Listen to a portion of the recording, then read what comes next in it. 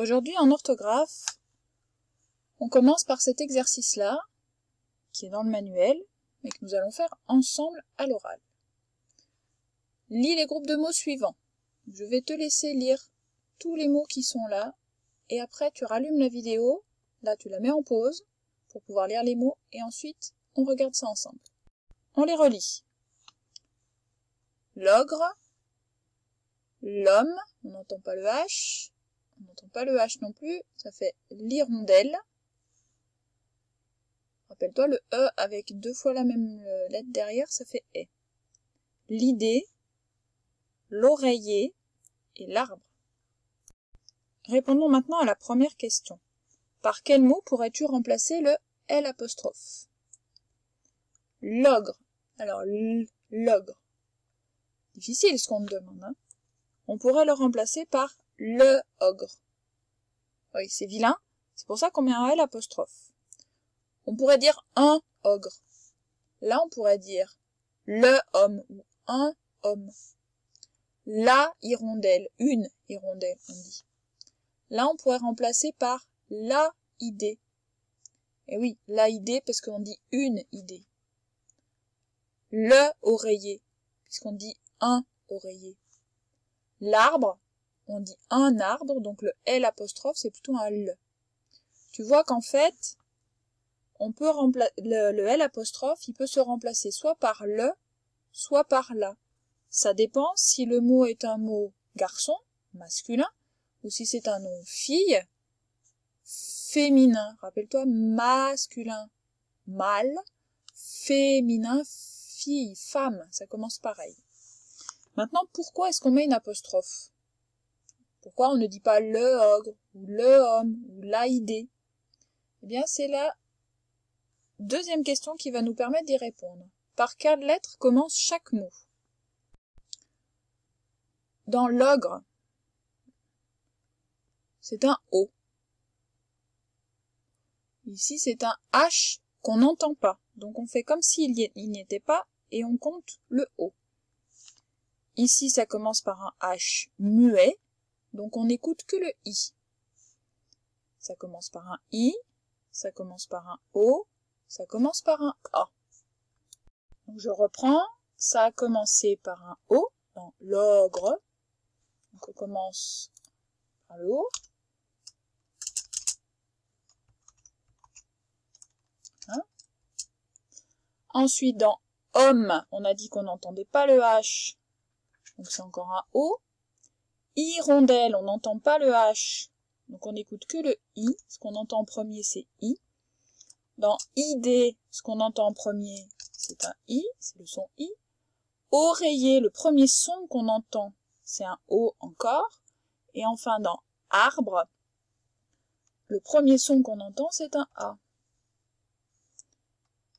J'aurais pu en mettre un autre. Hurluberlu, luluberlu, c'est dur à dire. Le premier son que j'entends dans hurluberlu, c'est un U. Dans étendage, j'aurais pu mettre le E de étendage. L'étendage de l'extérieur, c'est un E. Bref, tu vois que ici, il y a des lettres particulières.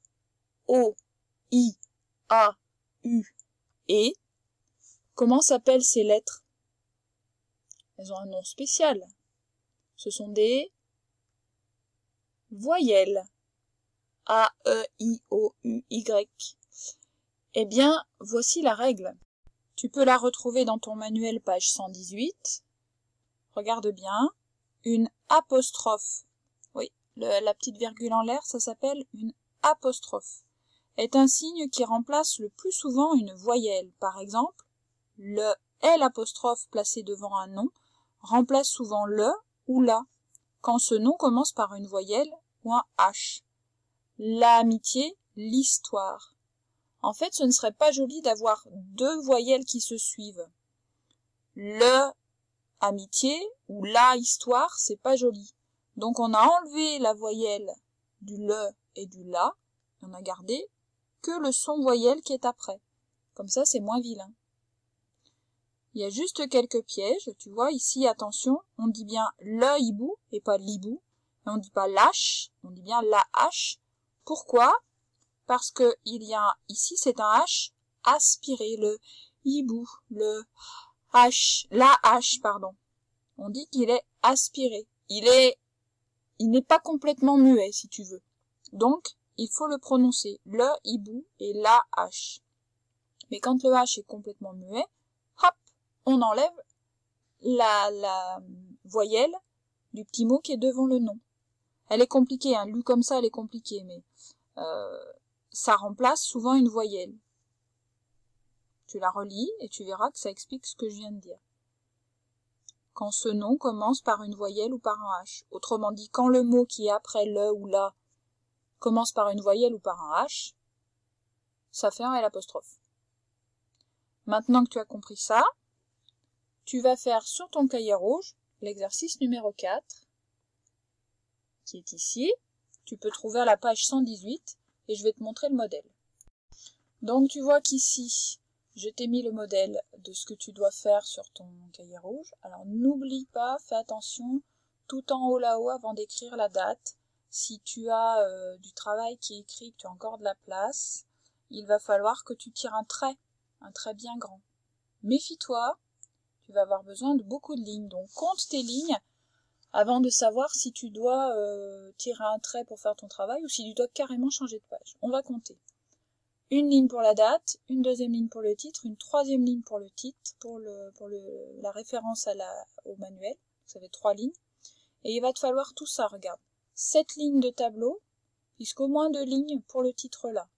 Donc 7 plus 2, ça fait 9.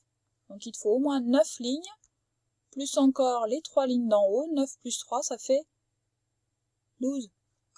Donc avant même de commencer ton travail, tu comptes le nombre de lignes qui te restent sur ta page. S'il te reste 12 lignes au moins, c'est-à-dire 12 ou 13 ou 14, c'est très bien. Tu restes là où tu es et tu traces un trait tout en haut sur la ligne violette. Si jamais tu n'as pas 12 lignes, alors change carrément de page et tu n'auras pas besoin de tirer un trait pour séparer. Si tu veux garder le modèle en tête, je vais te l'envoyer aussi et tu peux même mettre cette vidéo en pause. D'accord ?